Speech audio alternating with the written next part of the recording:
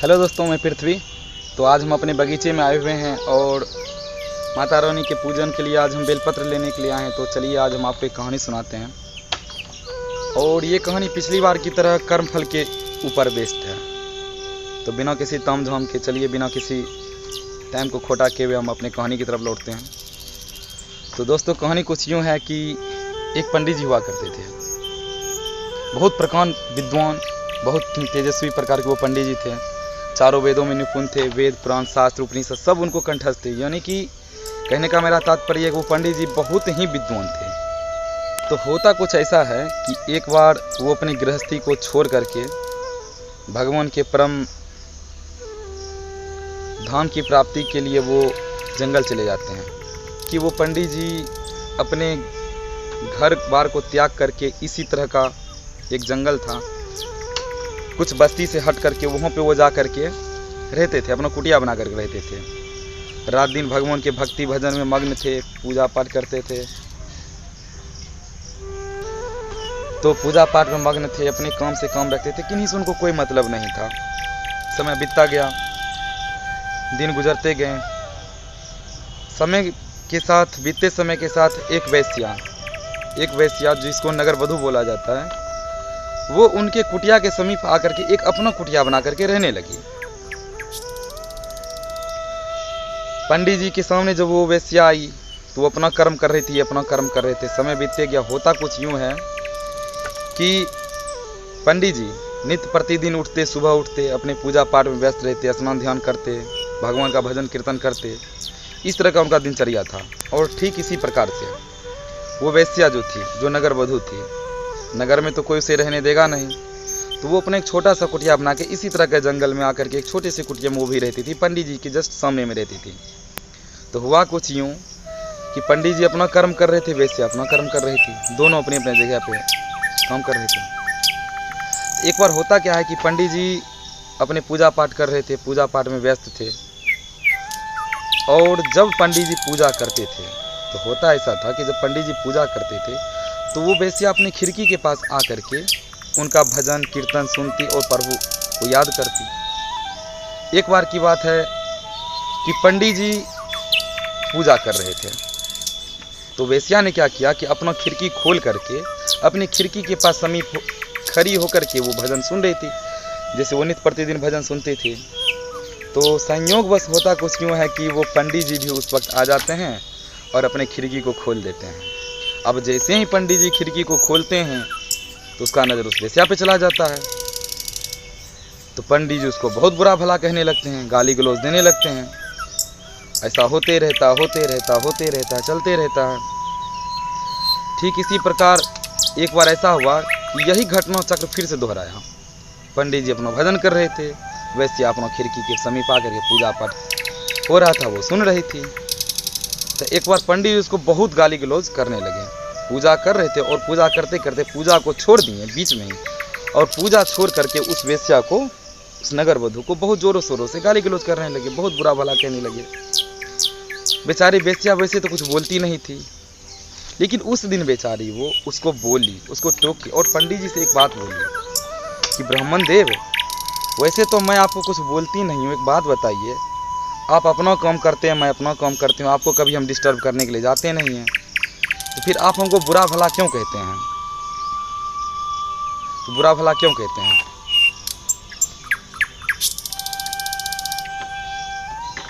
मैं तो अपना काम से मतलब रखती हूँ, आप अपने काम से मतलब रखिए। तो पंडित जी जब इतना सुने तो उनका पारा गरम, बोलने लगे पंडित जी, बहुत जोर से बोलने लगे। अब तुम हमको ज्ञान देगी, उपदेश देगी, ऐसा वैसा पूरा बुरा भला कहने लगी पंडित जी। वैश्या को आ गया गुस्सा।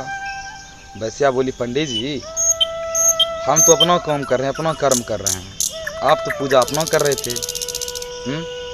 आप इतनों दिन से हमको गाली गलौज दे रहे हैं, बुरा भला कह रहे हैं, हम आज तक आपको कुछ बोले?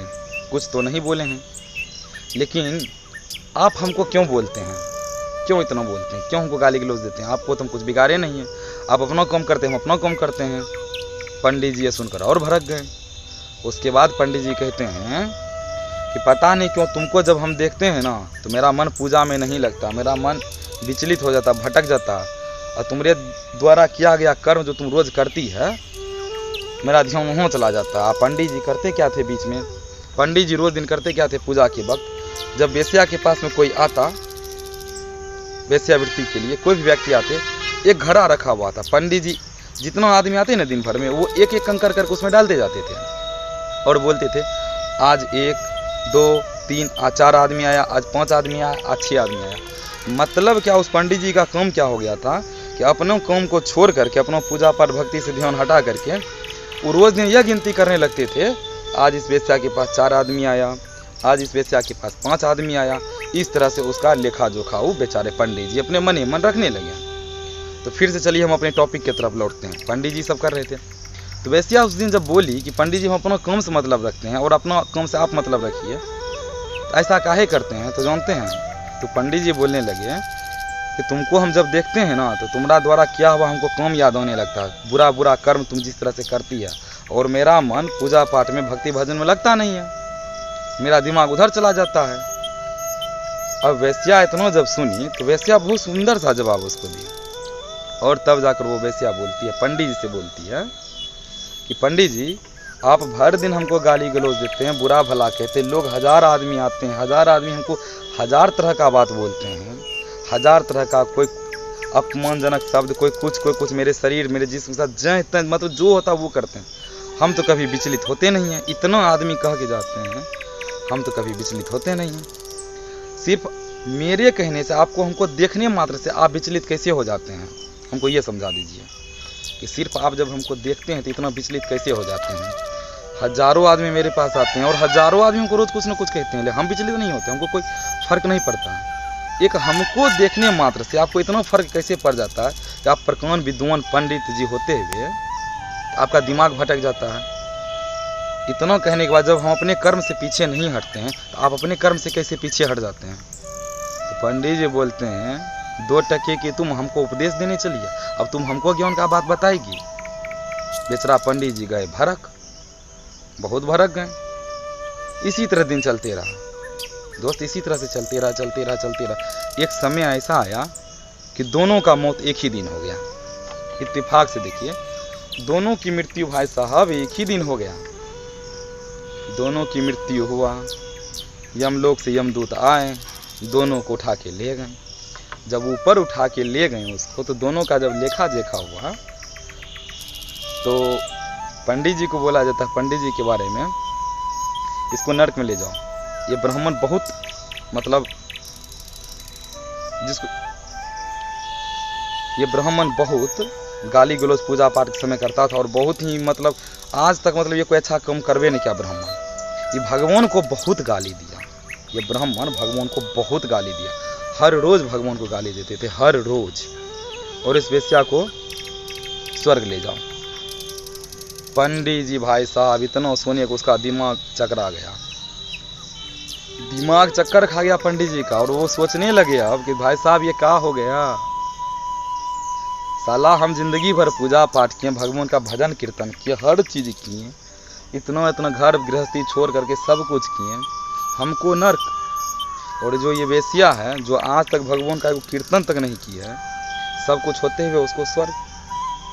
यमराज से सवाल करने लगते हैं पंडित जी कि यमराज जी गलती हो गया आपसे कुछ।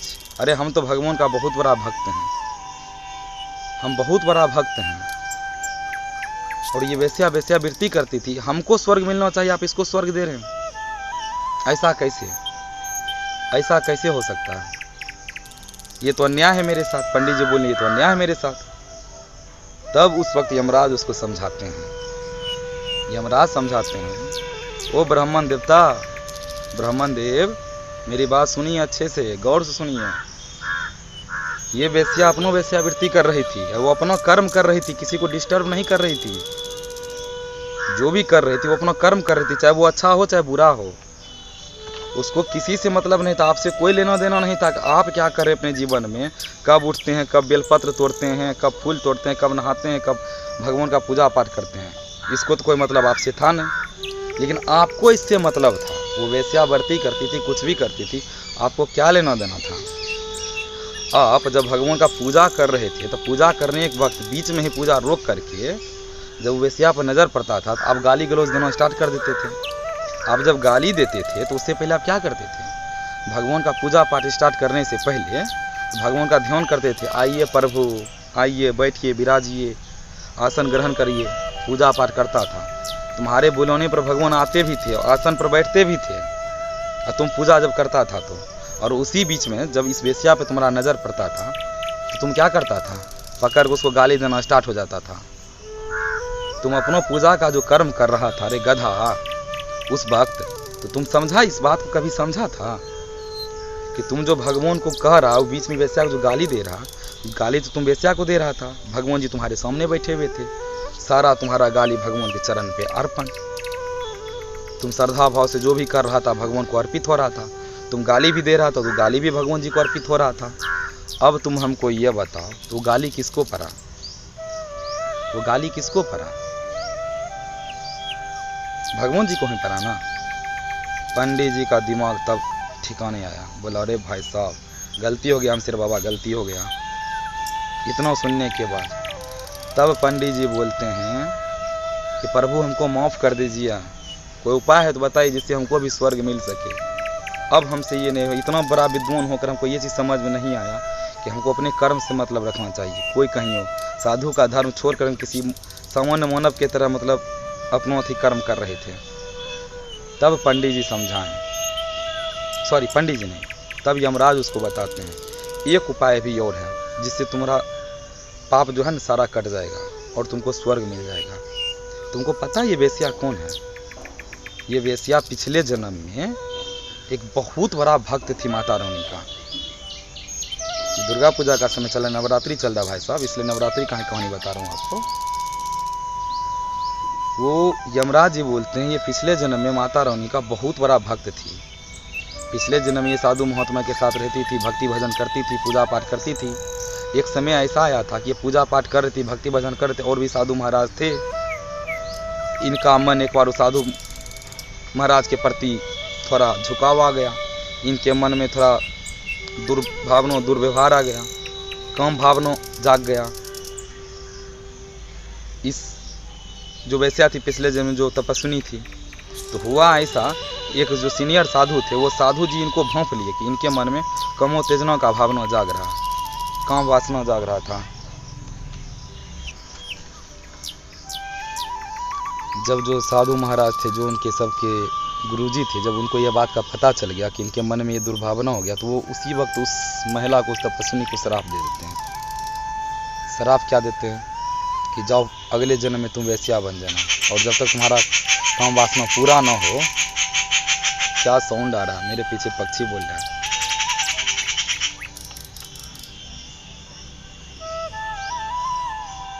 गजब भाई साहब, गजब आवाज है। तो चलिए हम शुरू करते हैं। बहुत मज़ा आ रहा है। हम आपको वीडियो दिखाएंगे लाइव जिस जगह पे हम हैं अभी। बहुत ही शानदार जगह है भाई साहब, बहुत, और बहुत मज़ा आता है, दिल को बहुत सुकून मिलता है, चैन मिलता है इस जगह पर आकर के। तो चलिए आपको हम बताते हैं। तो हुआ ऐसा कि वो अगले जन्म में, इस जन्म में जो तुम्हारे समीप जो आकर रह रही थी, यमराज जी के थे, ये वही है। और तुम जब भी तपस्या करते थे, चाहे भक्ति भजन कीर्तन करते थे ना, ब्राह्मण को बोलते हैं, तुम जब भी पूजा पाठ करते थे, भगवान का कीर्तन करते थे, भजन करते थे, तो होता क्या था कि ये वैश्या अपने खिड़की के पास आकर के खड़ी हो जाती थी और तुम्हारा भक्ति भजन जो करते थे ना वो सुनती थी, प्रभु को याद करती थी, और मन ही मन प्रभु से धन्यवाद करती थी और प्रभु से विनती करती थी कि हे प्रभु, ये जो ब्राह्मण मेरे सामने में है, इस ब्राह्मण के कारण आज मुझे आपका भक्ति प्राप्त हो रहा, आपका भजन सुनने के लिए मिल रहा है। जो ब्राह्मण कर रहा था सुनने को मिल रहा है। तो प्रभु एक काम करिएगा, इस ब्राह्मण के माध्यम से हमको सदगति का प्राप्ति होगा, क्योंकि पिछले जन्म का हर कर्म उसको याद था। और जब वो वैश्या अपने श्राप से मुक्ति का उपाय पूछी थी, तो सीनियर जो गुरु थे जो श्राप दिए थे, वो बोले थे जब पिछले जन्म में तुम अगले जन्म में तुम जब भक्ति भजन कोई साधु महात्मा करेंगे, उसका भजन सुनेगी, कीर्तन सुनेगी, तो अगले जन्म में तुम्हारा इस चीज़ से मुक्ति मिलेगी, श्राप से मुक्ति मिल जाएगा, तुमको मोक्ष का प्राप्ति हो जाएगा। तो उसको तो ये याद था तो हुआ ऐसा ही कि जब इस जन्म में तुम भक्ति भजन कर रहा था, भगवान का कीर्तन भजन कर रहा था, खिड़की के पास ये वैसे आकर के खड़ी हो जाती तो तुम्हारा भजन सुनती थी और मन मन भगवान से प्रार्थना करती थी कि हे प्रभु, इस पुजारी के कारण, इस पंडित जी के कारण हमको सदगति को इस जन्म में प्राप्त होगा। तो भगवान जिस ब्राह्मण के कारण हमको सदगति प्राप्त होता, आप उसे सदगति दीजिएगा भगवान। वो वेश्या पंडित जी के बारे में कहती थी, प्रभु से विनती करती थी कि हे प्रभु, जिस ब्राह्मण के कारण हमको सदगति इस जन्म में मिलेगा, आप इस ब्राह्मण को भी सदगति दीजिएगा, आपसे यही विनती है। अब जरा सोचिए, वो वेश्या के कारण, उस वेश्या के भगवान से विनती के कारण, उस कर्म के कारण जिस पंडित जी को नरक मिलना चाहिए था वो नहीं मिला। उस वेश्या के तप के कारण, अपने कर्म के कारण, अपनी लगन के कारण, एकाग्रचित होकर के जो भगवान का भक्ति भजन को सुन रही थी, उसके कारण उसमें इतना तप, इतना बल आ गया था कि वो भगवान से जो प्रार्थना की, भगवान उसका प्रार्थना स्वीकार कर लिया। और इस जन्म में जिस पंडित को, जो अपना कर्म छोड़ के हर बुरा कर्म में लिप्त उस स्त्री को देख रहे थे, उसका हिसाब किताब रख रहे थे कि आज इतना आदमी आया, आज इतना आदमी आया, उसको भी भाई साहब सदगति प्राप्त हो गया। तो कहने का मतलब ये है, हम कोई स्वर्ग नरक पाप पुण्य के बारे में बात नहीं करना चाहिए, होता है नहीं होता हमको नहीं पता है। लेकिन मेरा कहने का मतलब ये है, इस कहानी का उद्देश्य बस इतना था भाई साहब, समझिए। इस कहानी के माध्यम से आपको ये बताना चाह रहे थे, आज की डेट में सुखी वही व्यक्ति है जो अपने काम से मतलब रखता है, अपने कर्म से मतलब रखता है, न कि दूसरे के कर्म से। आज के दिन में क्या हो रहा है आप खुद देख रहे हैं ना। मेरे घर में क्या हो रहा है उससे हमको कोई बहस नहीं है, अगले के घर में क्या हो रहा है उससे हमको ज़्यादा मतलब है। आज के दिन में खुश वही व्यक्ति है जिसको अपने आप से मतलब है, दूसरे के काम से नहीं। कौन अपने जीवन में क्या कर रहा नहीं कर रहा है उससे उसको कोई बहस नहीं है। तो मोटा मोटी कहने का उद्देश्य यही है, आप अपना कर्म करिए, दूसरा कोई क्या कर रहा है उससे मतलब मत रखिए, तभी आप खुशी हैं और तभी आप जीते जी इस जन्म में क्या इस धरती पे स्वर्ग देखिएगा। वरना आप दूसरे से मतलब रखिएगा ना, तो वही उपाय होगा जो उस ब्राह्मण का हुआ था। चलिए छोड़िए, जाने दीजिए, कोई बात नहीं है। अगर आपको इस कहानी के माध्यम से कुछ सीखने को मिली हो तो मेरा ये कहानी कहना एक छोटी सी कोशिश मेरा सफल हो जाएगा। बाकी सब जय माता दी।